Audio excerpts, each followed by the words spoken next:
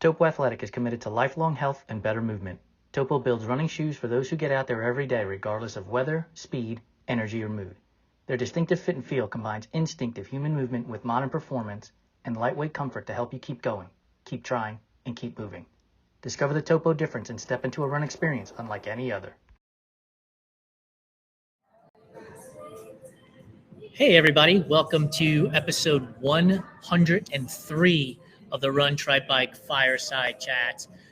Super excited today because I will be joined by Joe Hardin, who is going to be my co-host, and he is also going to be hosting his own podcast under our newest umbrella called the Everyday Athlete Podcast Network. And Joe is going to have the first show on there starting in May. So let me bring Joe forward now. Joe, thank you for joining me today. Thank you for being a co-host and for, basically agreeing to have your own podcast under our new EAPN banner. Welcome to our show. Yeah, thank you for having me. I'm super excited for this. This is fantastic. I can't wait to see where this grows with Run, Try, Bike. Awesome. And then today our guest is a friend of mine, and pardon me while I bring it up on our site here, but a friend of mine who I met through Instagram. His name is Adam Turréy, and he is the head coach and founder of Lucid Motion Fitness. Adam is a community leader for us. He is a triathlon coach. He is an Ironman finisher. And we're going to talk to him about a number of different things. If you're joining us on Instagram, Twitter, YouTube, LinkedIn, or Facebook, drop your comments and we'll be sure to address them. And without further ado, let's bring Adam forward. Hey, Adam, how are you, buddy? I'm good. How are you guys all doing? Fantastic. Thank you so much for joining me. Really appreciate you being here. First question I have to ask for you is you've been bringing a lot of attention to your new Pay It Forward program. And I want you to sort of expand on that a little bit and let people know what the Pay It Forward program is. Yeah, thanks for asking. So the Pay It Forward program is all about kind of creating more equity in triathlon. Currently in triathlon, the demographics show that 88% of people who participate in Ironman are Caucasian, 4% Latino, 3% Asian, and less than 1% African American. So the Pay It Forward program is my effort to kind of create more equity in triathlon. And essentially the way it works is donations are received and distributed to first-time triathletes who are coming from demographics that are commonly seen at triathlons. Or in triathlons, really. So it's just my way of giving back and creating more equity. Why is it important to you that you do this program? What was the catalyst to get you there? Well, a few different reasons, really. For me, triathlon, just in a way, I can say it saved my life. I was in a rough place before I started triathlon. I was dealing with depression. I was a new father. I was unemployed. I was feeling like I just wasn't a contributor to my family. I threw my hat in and tried Ironman, and I started training, and my health got to a place that was great. My confidence grew. I immediately found work and became the father and husband I always wanted to be. And I just felt like, if endurance sports can do this for me, then it's only fair that everyone else should be able to experience this as well. So I just had it in that I would try to give back somehow.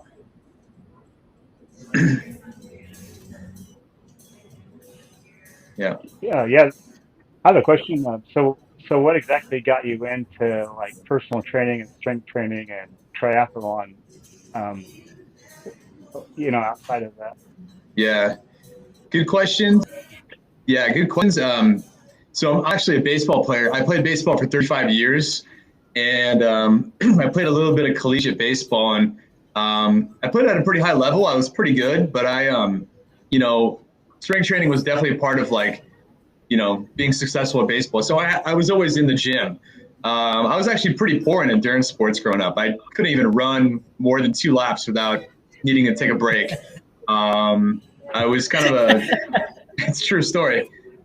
So the fact that I'm an endurance athlete and coach now still makes me laugh a little bit. But once the arm, went, I couldn't throw a baseball anymore. I'm like, what am I going to do now? So I got started with triathlon when Ironman Santa Rosa came to town.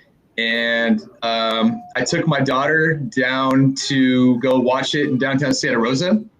And I was just marveled at some of these athletes that were finishing. I'm like, and if you know anything about triathlon, you don't need to be, 0% body fat to finish a race. It's actually pretty beneficial to carry a little bit of weight with you to get through those long distances. So I had it in mind. I'm like, well, if they can do it, maybe I'll try it. Maybe I'll do it.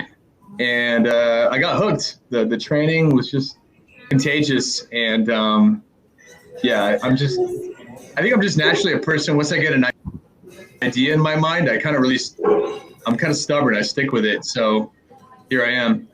Explain to me then how the guy who couldn't run 2 laps is now registering for an event that's going to ask him to run 26 miles after riding a bike for 112 miles after swimming for 2.4 miles. Yeah, it's wild, right? When you put it that way. Dude. Yeah. The beautiful thing about endurance sports, and I know you guys are, ultra runners and things. Everything is when you take a progressive approach, you can do anything. So, we have to be really consistent with our build until we get to a place where we can sustain an effort for a long time. And it's a really powerful feeling. And I'm sure you guys can relate when you get your fitness to that level. But it's really, endurance sports are really just a thing that, scaling your efforts is the secret sauce. And once you get that, you can do anything really.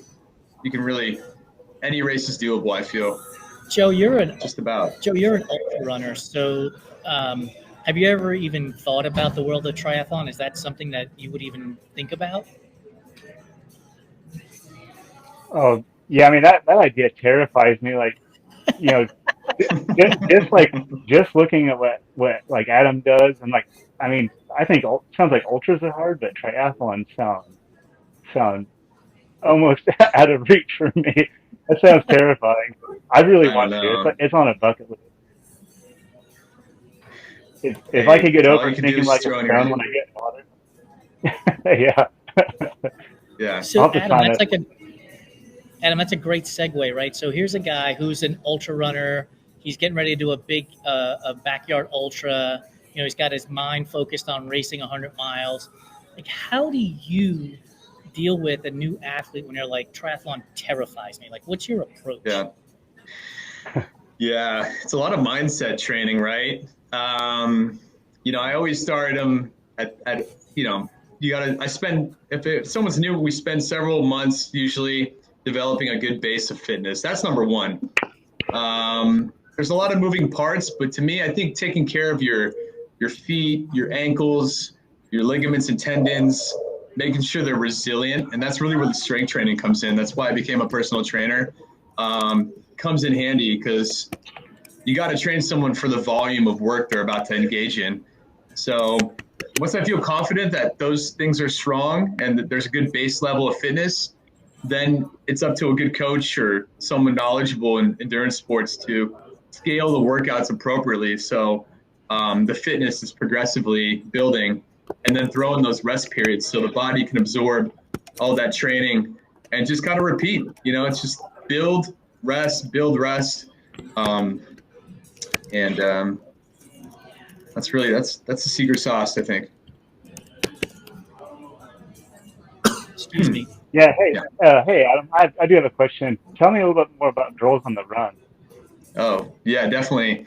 Girls on the Run. Girls on the Run is like an awesome program. It's a national nonprofit. It's about empowering young girls to make them feel like they can do anything, like they're important, helping them to manage their feelings. So it's a super cool program. I volunteer at my daughter's school. She's in 3rd grade, and it's a group of like 12 to 15 girls, and it's so cool. The boys want to do it. Sometimes they ask, well, why is there not a boys on the run? It's important that we focus on girls because, you know, anyone who knows anything and, you know, and in this country and around the world knows that girls have not been given their equal share of rights and opportunities as much as men. So dude, I love it. I love being a coach. how does the approach to 3rd grade is 10-year-olds, 11-year-olds? It's 8 and 9-year-olds. Eight, 9-year-olds. So how do you approach 8 and 9-year-olds in comparison to me? I'm interested in, you know, being coached by Adam, and I'm 50. Like, how do you make that translation and that transition? Yeah, good question. Yeah, totally different, right? You just have to. Well, one thing 8 and 9-year-olds have on their side, and you do too, Jason. But they're incredibly funny. They're incredibly funny. I love listening to them. They say Thanks for saying I'm funny. I mean, your sense of humor is a little bit above an 8 and 9-year-old. Not much. But you're both, you know, pretty funny. Yeah, I mean, in particular with my daughter's school, where she goes, some of these children come from homes that are not so stable. So having a male role model in their family is not commonplace. So the fact that I can be, you know, a male who listens to them and really values their opinion is kind of seems like a shocker to them. But yeah, you just got to listen. Even though when they say the most, you know, ridiculous jokes, you just, you know, it's an exercise in patience for sure. Yeah. So Adam, I have a question. Yeah. So how do you separate being a coach and working and being a father figure too? Yeah, it's tough, right? Because, you know, my daughter's in the class, and Girls on the Run, and you know, she's calling me dad, and then, you know, she's hanging on my arm and things. You know, she gets it now. We had a conversation about it, but you know, I gotta treat everyone the same. Yeah.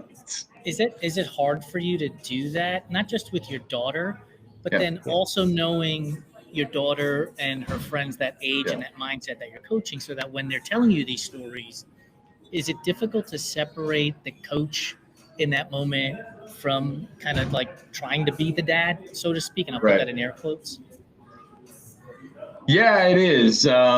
My group of up here in Santa Rosa, we're really close. Like, for example, we had a pizza party last Friday with my daughter and all her friends, and then now it's Tuesday and we're having run practice. And I'm needing to tell them to, you know, put your iPads down. You know, let's circle up. So it's like, yeah, you have to wear a lot of hats. But yeah, I love it all. I wouldn't change a thing. They give me gray hair, but you know, I love it. It's fun. Yeah. As a person who coaches athletes as well, myself, like, I'm dealing with adults, like, and there's the whole psychological component to it. How are you capable of separating the coach who's got to be like, look, if you want to get to the finish line of your race, I need you to do this, as well as have compassion for somebody who's dealing with life? Because at the end of it all, right, for all of us, we want to be competitive, we want to do well. This is still a hobby, right? Like, this isn't the thing that's paying our bills. Right. So how do you, like, thread that needle when it comes to dealing with older athletes? Yeah, goal setting. You have to be really clear with people and communicate what the goals are here. You're probably not going to tell someone who's maybe going through some depression and, at an older age, like you're gonna PR this race for sure. You're gonna podium, maybe that's kind of out of the realm. I think I'm a believer that just finishing a race is something to be celebrated. So trying to just really communicate with someone like, look, you're a badass. You're doing endurance sports. Like, there's not a lot of people out here like you right now. I can make you finish this race, and I promise you, you're gonna feel incredible. And so once someone experiences like crossing the finish line of 1 or 2 races, like they're hooked, and they can really relate to that experience and that feeling. Finishing is awesome. I'm sure you guys well know. You put in all that hard work in the off season, and then cross that finish line, and just it's addicting. Really, that's why I'm still here. Yeah. That's beautiful. Yeah. So one of the things you're talking about is crossing the finish line, and one of the series that we have is called Enjoying the Journey. And in that series, Aum or myself are interviewing an athlete once a month, and we're literally following them along their path, along their journey to their own finish line. And the beauty of it is we don't know what the outcome is going to be. I wrote my own Enjoying the Journey series. I posted on Friday, April 12th. Saturday, April 13th, I woke up and I was like, I am not doing this race. The weather was going to be too cold and I didn't have the right amount of gear, right? I would love to have written one of those fairy tale endings where I went to the race and I PR'd and, unicorns and rainbows were everywhere. But that's just not how it turned out. You and I are talking about doing this together for somebody at Ironman California, going to Ironman California. So instead of me telling the audience about this, I'm going to ask you to talk about it and why it's important for you to be a part of this series. Yeah, God, what coach wouldn't want to be part of this experience? Like, so we're going to be, looking for someone who's hopefully like a first-time Ironman, someone who comes from the demographic that's not commonly seen at Ironman races, and document them so everyone can see like what it's really like to participate and train for an Ironman. You're right. It's not all roses. Like there's some pretty dark days. No, it's not. Yeah, I think it's like really irresponsible to like for anyone to say, hey, like you're gonna get ready for this Ironman. It's gonna be totally wonderful, and you're gonna like finish, which isn't guaranteed. You're gonna, I don't want to set anyone up for some false promises. So I think when we document the journey of this new athlete, it's going to be powerful. It's going to give new time Ironman participants a good glimpse of what the journey is really like. And it's going to put a lot of truth to the process. And hopefully it's powerful. I think it is. I'm already getting excited thinking about it. We're going to be providing a discount to for coaching for this participant, and I'm ready to get going. I'm really excited to start finding the right participant ASAP. Hey Adam, I did a little deep dive on your social media, and I noticed that you are a huge lover of grunge music from the '90s. And I think we need to talk a little bit further about this because me, like you, I'm also clutching to my flannel. Yeah. I'm a huge. That's my favorite genre right there. 90s grunge. I knew every Nirvana lyric. I still do. Is on my playlist. I don't know about yours, but I have a heavy rotation of your Nirvanas, your Soundgardens, your Stone Temple Pilots, Alice in Chains. I could leave this conversation right now. Oh no. That's a solid playlist. Why? What are your opinions, Jason? People laugh at me, but I am not kidding you guys. I have 2 songs on my phone, literally 2. They're both by the Pet Shop Boys, and that's it. Like no other music whatsoever. Yeah. Really? Like, I had a Honda Element for a number of years, and the radio went out on it. and I just never replaced it. Like I just was like, I don't care, I don't need the radio, right? And so I just drove around in silence. I run in silence, and I'm good to go. Well, you guys are talking. Wow, you guys are talking about playlists. Kinda, I'm like, yeah. That's hardcore. Like that is hardcore. That's exactly what it is. That's very hardcore. Why you get a text from me at like 5 a.m. and I'm like, oh, I got this great idea, and I fire off a text, or all of a sudden I'm talking to Joe about, hey, do you want to be a host and have your own podcast that we'll produce for you? It's like, and I'm not saying music is a distraction, don't get me wrong. I know when I used to run, so I've been doing this stuff for 17 years. I started in 2007. And I would run. I had the little iPod Nano or whatever that thing was, the shuffle. And I would run it, and I would run so hard because the music would get me amped up. And, before you know it, like you're trying to run 3 or 4 miles, and after a half mile, you're totally gassed. And I was like, I just can't keep doing this, man. Joe, do you run on the trails with music? I do. I mean, you're probably going to hate me for this. I have ridiculous sized headphones that I run with, just because the music is so clear in those. I used to run with earbuds, but like those kept falling out.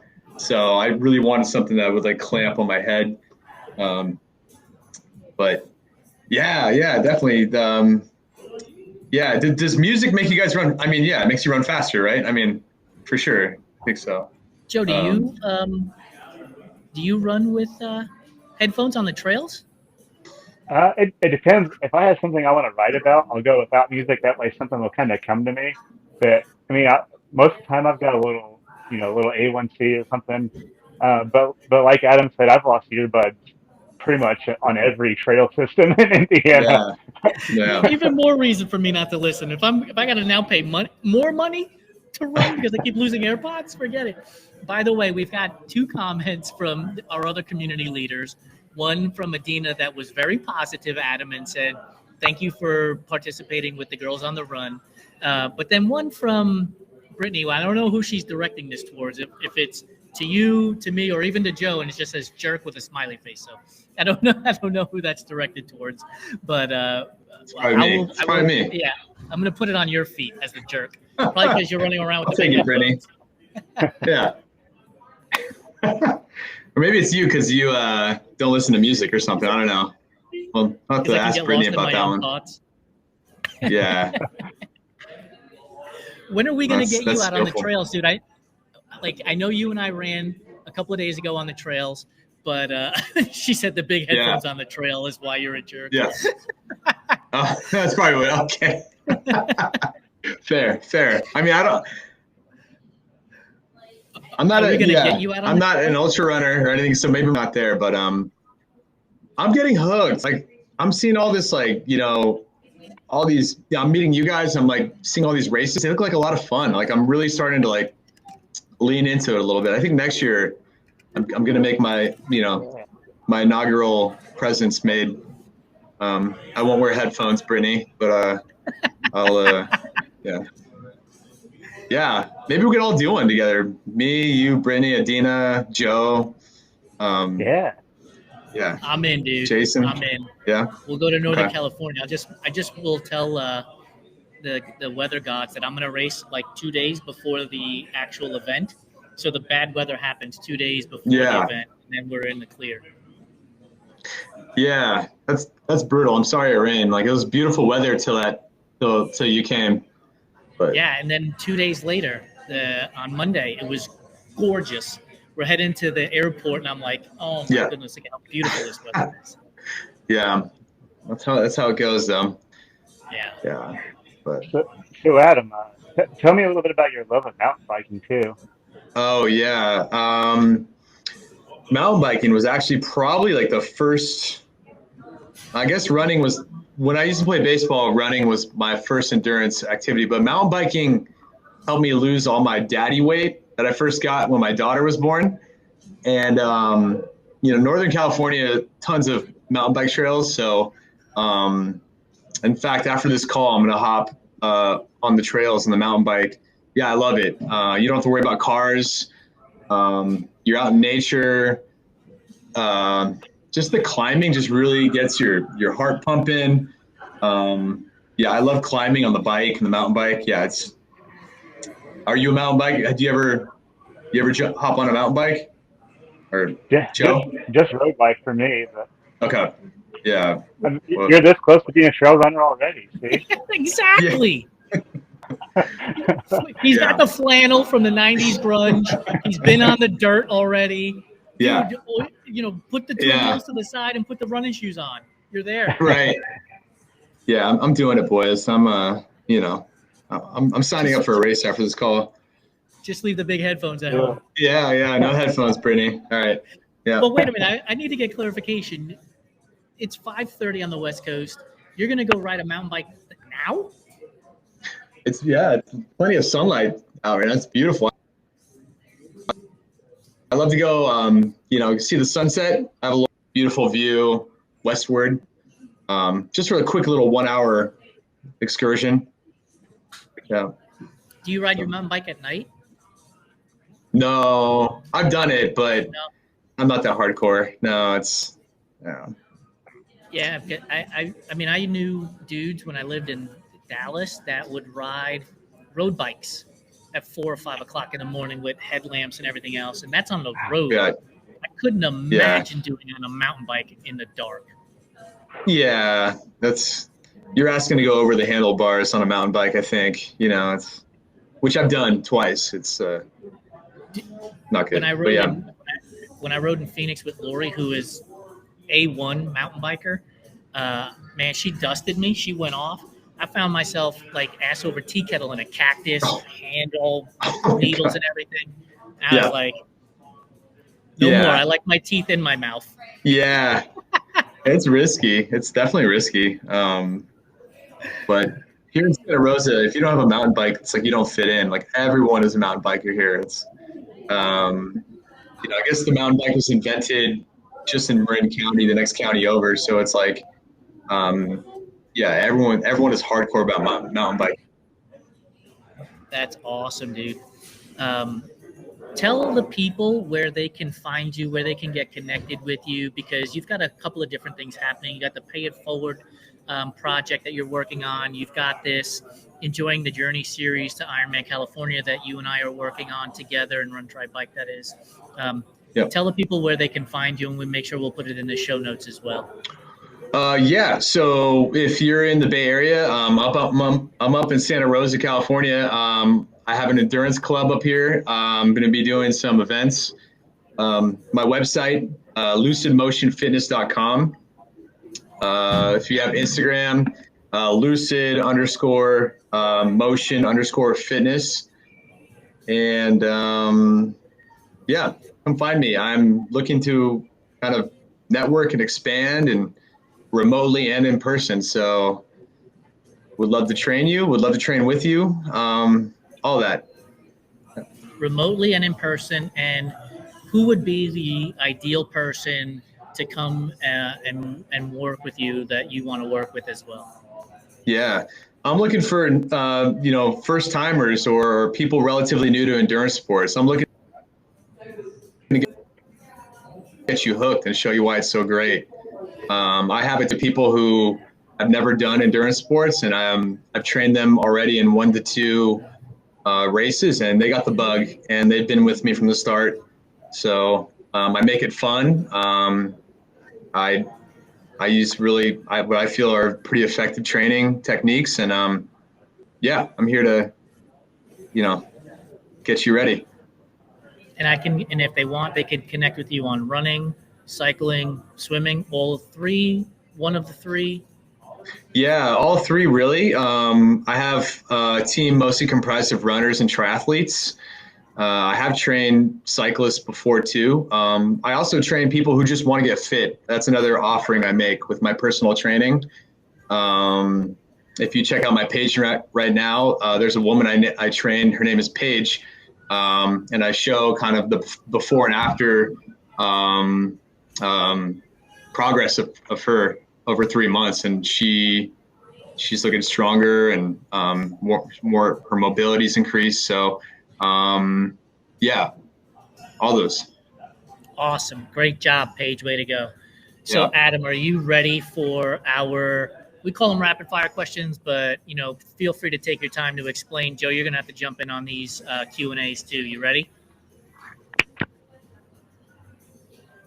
All right, Adam. First question. You and I have talked about this ad nauseum, but it's one that we ask everybody. Pineapple on pizza, yay or nay? Pineapple pizza, big yay. You know this, Jason. I love pineapple pizza. Joe, you're nodding your head yes. You're off the show. You're no longer invited. Thanks for playing. Goodbye. Thank you, Joe.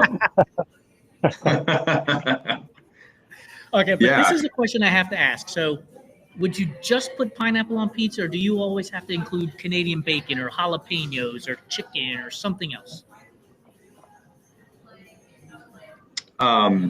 Well, I prefer it with pepperoni, but I will take it. I'm not opposed to taking it with just the pineapple alone. What about you, Joe? Are you sans everything else? Will you eat it just with pineapple? I mean, I like to think of pizza with like no rules. It's like whatever you can put on there. But if I'm gonna do pineapple, I like it to have like a barbecue base. Yeah, and then whatever else you build on top of that is I'm good to go. From now on, Adam's is the gold standard answer that he will eat pineapple on pizza without any of these other stuff. Because Aum is like, oh, I love it, but it has to have jalapeno. I'm like, then you don't really like pineapple on pizza if you need all these other components to it. But you said you would eat it with pineapple on pizza. Joe's like, I like it, but it has to have barbecue base. Well, then you don't really like the pineapple on pizza, man. That's it. Those are the rules. I don't make them up. Oreos. Oreos, Adam. Are you an OG Oreo fan? Are you a double stuffed Oreo fan? Are you a Cakester Oreo fan? Are you a thin Oreo fan? Where are you going? I mean, everyone knows I have the biggest sweet tooth, so everything you just said there is getting eaten by me. But the OG Oreo is how I do it. And if I had my choice, I would put them all in a big glass and put milk in there and chop it up with a spoon, and I would eat it like said. So it's called cookies and cream ice cream, dude. Save your time. Yeah, right. Yeah, slightly different, but yeah, I'm a huge fan of Oreos. So. Joe, which of the four are you going with? You have to choose one. I'm going double stuff. Double stuff. For sure. I like Adam's idea of like that Oreo slurry that you're talking about. That's what it sounds like. But I don't know if anybody's ever had the 4th of July Oreos. No, those are a completely different Oreo experience. What's in it? It's like the red, white, and blue icing. I don't know what it is. It's not the same. It's totally different. Does it taste any different, or is it just food coloring? I'll keep you updated when those come out. Yeah. Oh man, keep an eye out for that. Yeah. Adam, licorice? Yeah. Are you a licorice fan? If so, red or black? Red. Yeah. Red Vines or Twizzlers? OG Red Vines, I think. Yeah. Do you use it as a straw? I do. Yeah. Yeah. When I was a kid, I used to use it as a straw and put it between my teeth, and so I look like I look like a walrus, and my mom would get pretty mad. But yeah, that's probably why I had so many cavities. But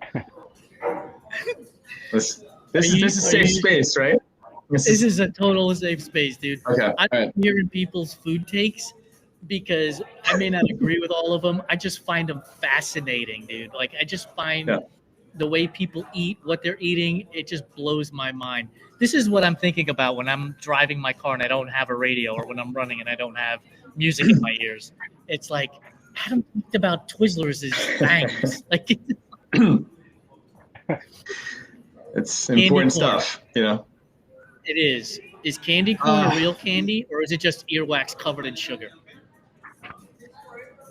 Yeah, it's more the latter, more like earwax covered in sugar. It's kind of strange to me. Yeah. Is Yeah. red velvet a real flavor, or is it just chocolate cake dressed up to go to the prom? I don't know, but it's really good.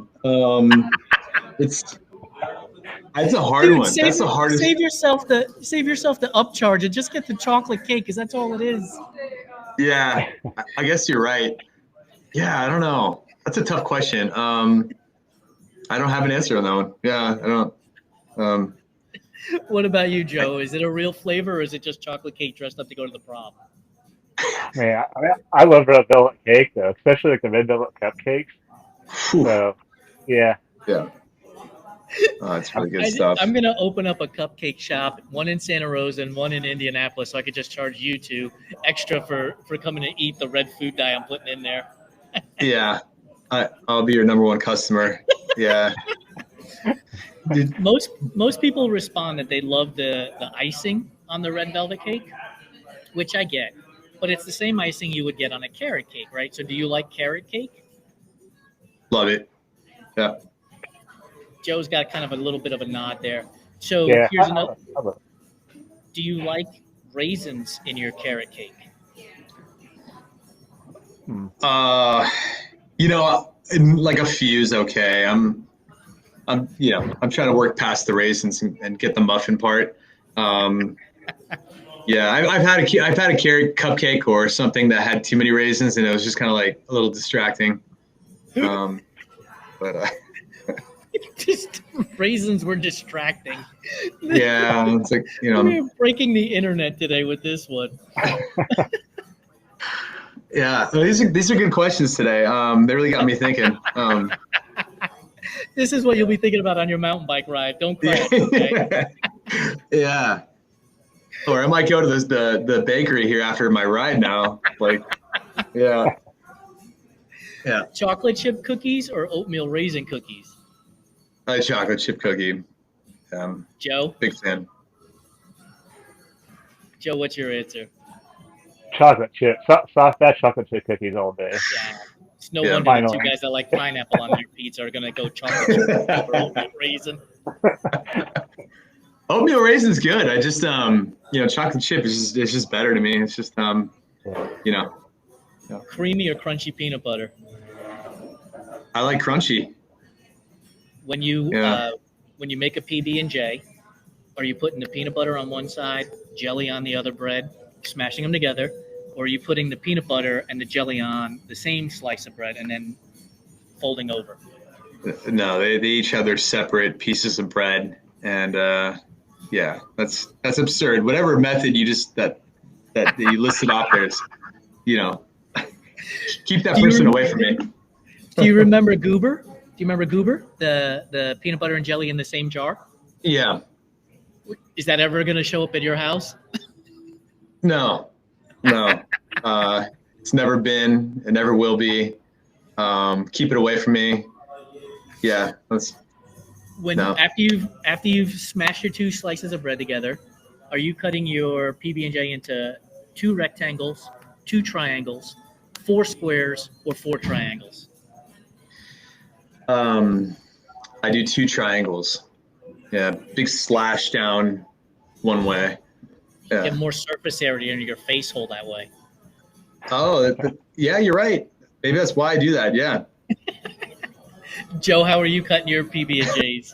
Well, you're an Uncrustables guy. You're not I never cutting thought anything. about that. That could be why, but I'm team diagonal as well. That's the best way. I like to cut it into 4 triangles. One, because my mother did it for me, but also because it's like tapas. It's like PB&J tapas. It's like just a little bite. It's very, very posh PB&J. This is the shit I think about when I'm not listening to music that you guys are wasting your brains on. It's ruining us, Adam. Too much sound. Yeah. Favorite flavor of ice cream, Adam, is? Rocky Road. Oh, you throw it all in there, mash it all up. Yeah. Yep. What's your favorite candy bar? It kind of rotates. At the moment, it's Hershey with almonds. Oh, that's a classic. I'm a big chocolate guy. Yeah. Yeah. Pop-Tarts, frosted or unfrosted? Frosted. Yeah. Joe, what Yeah. about you? Frosted or unfrosted? Frosted. Yeah, I don't Strawberry. understand. Strawberry? Adam, what's your flavor? Yeah, strawberry. Yeah. I'm a cherry fan. I don't understand the people that eat the unfrosted one. I mean, you might as well just go chew the cardboard that the box that that the Pop-Tart came in instead. Just Yeah, hold it's the box. Yeah, just eat the box. All right, Adam, last question for you. You have a tray of brownies in front of you. Are you going straight to the edge so you get a little bit of that crispy edge, or are you going straight to the center where you get more gooey? Yeah, gooey. Yeah, I actually don't really enjoy the edge very much, unless it's cooked well. Some people really, it gets a little hard on the edge. I mean, I'll eat it, but it's not my first choice. Unless you soften it up with some milk, right? Just kind of like let the milk kind of permeate a little bit, and then we're talking. But no, I'm going for the middle piece. Yeah. What about you, Joe? I'd say I'm a corner guy, but I'm with Adam too. It's like I want to dip it until I see the bubbles stop, and then I can eat it. Yes. And then I want to make my way to the soft. I like to start and like do like a journey towards the middle of it. Are you guys putting chopped nuts in your brownies or no chopped nuts? I prefer them not there. Yeah. No nuts on the brownie. Too distracting, right? Too distracting. Yeah, right. Exactly. If you're gonna make a brownie a la mode, what's the flavor ice cream you're putting on top? Oh, I like French vanilla. Joe, what about you? I think I'd go that too, or but like vanilla bean maybe. Yeah, vanilla bean's good too. So for the two of you,